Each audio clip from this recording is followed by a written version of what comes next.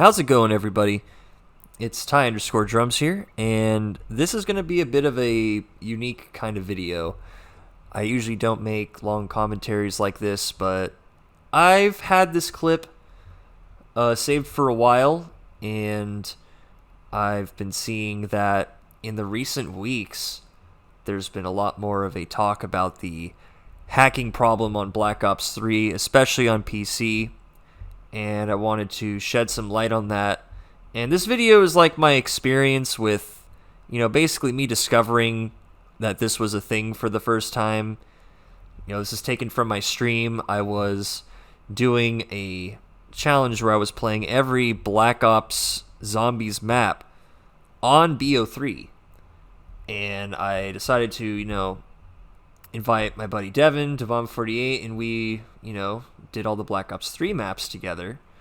And it was around, there's Revelations map that we basically started getting attacked by a hacker. And I was streaming at the time, and I was confused what happened because it looked like my game crashed for a second. But it's pretty clear to see as the video goes on that the attack is an attack, and it is definitely with ill intent. And the problem I have with this is that it's so easy to do. It's like, apparently, you can watch Mr. T Lexify's video. You probably already watched it if you're here, but if you're not, be sure to check out his videos on the situation. It's like Black Ops 3 PC is unplayable, or something like that. And it goes in detail about how these modders have essentially a mod menu to everybody in Black Ops 3. And as you can see, you just joined freely there. And I think at the time, I wasn't sure if I had my party settings changed just yet, but none of that really matters, because if you look at the pictures of this stuff, it is basically they have access to your in-game IP. I don't know if that is your, I don't think it's your full IP address, but if you log on to Black Ops 3 online on Steam, it's your in-game IP. So with Black Ops 3, it's more of an always online. Well, you can play it offline, but a lot of the features work online. So because of that, it's basically impossible to make a free-to-play client like how Plutonium is for older Call of Duties, because of that. And it also causes, shit like this to happen, where these hackers can get access to this stuff and wreak havoc on people. And my concern, and kind of the point of me making this video, is to address some concerns and to kind of figure out how to go about zombies moving forward, because I love Black Ops 3 Zombies. I love playing the custom maps. There's so many custom maps that are coming out very soon. There was just a big video on all of the custom Zombies maps coming out soon, and it's amazing for custom zombies. But it's shit like this is really going to impact the zombies community, and it is going to slow down the overall growth of custom zombies, but it could also kill off that community, because I feel like at this point in time, Vanguard in current zombies is not it. I think that the current state of Call of Duty, it's done being innovative. They can't do anything new with the franchise anymore.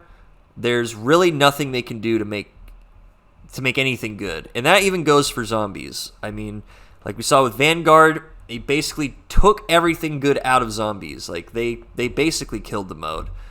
And Cold War Zombies was probably the last. To me, it was decent. There was I spent a lot of time grinding on it, and that might have been why. But it was a lot of it was for levels and challenges and stuff. But, as a base game, it did have, good gameplay. The story was weak. But that was the last good or okay Call of Duty Zombies. But I don't have any sort of hope for the future in terms of like Activision, Treyarch, any of these studios making good zombies content. The future of zombies really lies with the custom zombies community, and the fact that like shit like this can happen where I'm getting like error messages on my screen. I'm being like, you can basically be harassed due to the fact that they have access to your in-game IP and can manipulate what happens in your game. It can completely kill off the experience.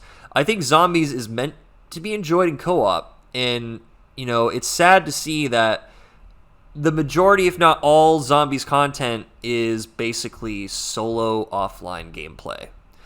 And that's the only way you can play Zombies right now. You can download maps off of the workshop online, but you just got to start Steam in offline mode and play this game offline. That's the only real way you can enjoy Black Ops 3. Say goodbye to ranking up.